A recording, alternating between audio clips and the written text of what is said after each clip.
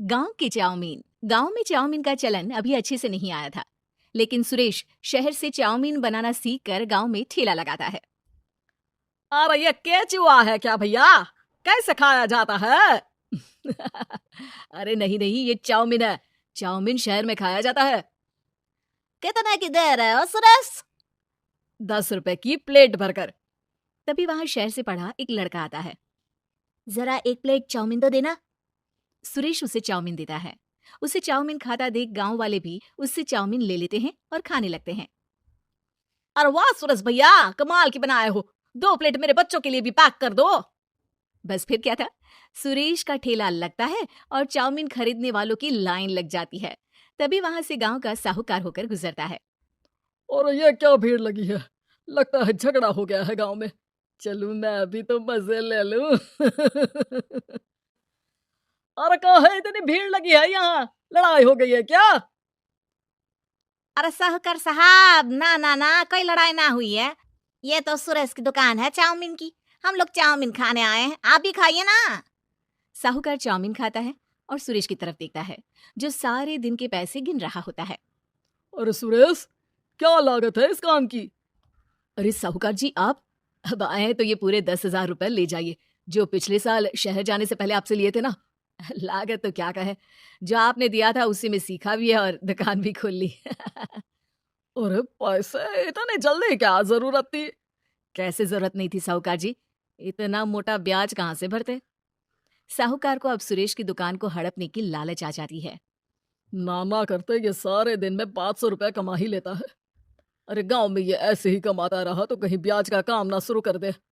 अरे भैया, कोई ना कोई जुगाड़ तो करना पड़ेगा।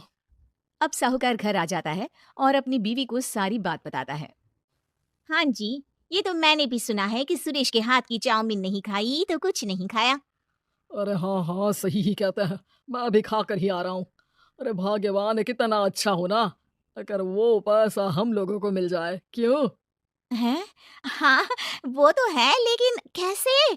हम लोगों को तो चाउमीन बनाना आता ही नहीं है। साहूकार और उसकी बीवी अब रोज चुपके से सुरेश के घर जाते हैं और खिड़की से उसे चाउमीन बनाते देखते। अब क्या था, दोनों को चाउमीन बनाना आ जाता है। फिर एक रोज, और सुरेंद्र, तुझे साहूकानी ने बुलाया था। बोल रही थी कि बेटे के जन्मदिन में 10 किलो चाउमीन का ऑर्डर देना है। बना दोगे ना? अरे हाँ हाँ साहूकार जी, मैं जरूर बना दूंगा। कब देना है घर में 10 किलो चाउमीन? अरे वो तो तू घर आकर बता कर लेना, मैं नहीं बता पाऊंगा।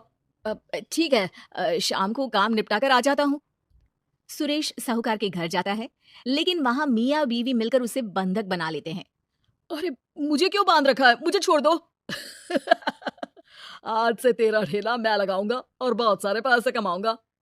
साहूकार एक आदमी को सुरेश की निगरानी में लगा देता है और वहां से चला जाता है। अगले दिन, अरे साहूकार जी, आप कब से चाउमीन बेचने लगे? और अपना ये सुरेश कहाँ गया? अरे वो तो शहर गया है। उसका कोई काम निकल आया था, बोल रहा था कि जब तक वो ना आए तब तक मैं ही उसके ठेले का काम कर दूं। पैसे भी तो बहुत उधार ले रखे थे उसने। लगता है कर्जा भरने के डर से भाग गया है। अरे पर वो तो बोल रहा था कि उसने सारा कर्जा उतार दिया है। और वो क्यों भागेगा? इतना तो कमा रहा था। अरे मुझे क्या पता। अरे चाउमीन खाना है तो बोलो, नहीं तो भागो यहाँ से। अरे हाँ हाँ, दे दो दे दो। अब तो चाउमीन खाना पूरे गांव के लोगों के लिए आदत ही बन गया है। ना खाओ तो नींद ना आए। हाँ हाँ, तो लो और निकालो 50 रुपए। 50 रुपए क्यों? सुरेंद्र तो 10 रुपया में देता था। अरे वो पागल था, मैं थोड़ी ना हूँ। गांव वाले, जिनको चाउमीन की लत लग गई थी, वो करते भी क्या। दे दो और ये लो 50 रुपए। लेकिन फिर साहूकार उन लोगों को प्लेट में थोड़ी सी चाउमीन रख देता है। अरे ये क्या? पैसे 5 गुना ज्यादा और चाउमीन बस इतनी सी। अरे साहूकार साहब, भगवान से तो डरो। बस फिर क्या था, साहूकार की मन मर्जी चलने लग जाती है और गांव वाले करते भी क्या। एक रोज, मुझे तो लगता है कि सुरेश को साहूकार ने मार डाला होगा, क्योंकि उसका काम इतना अच्छा चल रहा था। फिर वो क्यों जाता? और वो भी साहूकार के हवाले दुकान करके। ना बाबा ना। अगले रोज, भाग्यवान, देखो तो जरा, इस सुरेश भी ना कितना पागल था। जिस काम से वो ज्यादा पैसे बना सकता था, उससे इतने कम पैसे छाप रहा था। 50 रुपए प्लेट में भी गांव वाले खूब खा रहे हैं चाउमीन। हाँ जी, और जितने में वो लोगों को 10 प्लेट खिलाता था। भर भर कर हम लोग उतने में 20 प्लेट बना रहे हैं, क्यों जी? वहीं सुरेश रोज भगवान से मांगता कि बस एक बार वो किसी तरह वहां से निकलने में कामयाब हो जाए, लेकिन उसकी हर कोशिश नाकामयाब होती। फिर एक दिन अरे भाग्यवान, ऐसा कुछ करो कि चाउमीन बनाने का खर्चा आधा हो जाए, जिससे हम लोगों को और मुनाफा हो। ना जी, मुझे तो कोई तरकीब ना सूझ रही। अरे सुनो, एक काम करते हैं, चाउमीन बनाने में जो सब्जी लगती है वो मंडी में लेने तुम देर रात चली जाना। तब तक वो सारी सड़ी गली सब्जी जो दुकानदार वहीं फेंक जाते हैं वो उठा कर ले आना फ्री में। अरे बाजी वाह, आप तो बहुत समझदार हैं जी। बीवी वैसा ही करती है, लेकिन अब लोग चाउमीन खाते तो मुंह बनाकर। फिर एक बार अरे राम राम राम, ये पेट में दर्द काहे हो रहा है?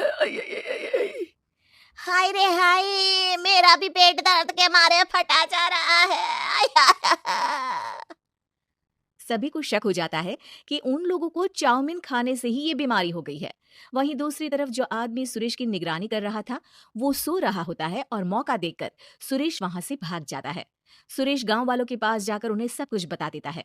बस अब क्या था, साहूकार के घर पुलिस पहुंच जाती है। चलो, तुमने गांव के लोगों को खराब सब्जी वाली चाउमीन खिलाकर बीमार किया और सुरेश को बंधक बनाया। तुम्हें इसीलिए हम गिरफ्तार कर रहे हैं। साहूकार को पुलिस ले जाती है और फिर अगले दिन से सुरेश का ठेला गांव के बाजार में लग जाता है, जहां अब पहले से ज्यादा भीड़ होती है।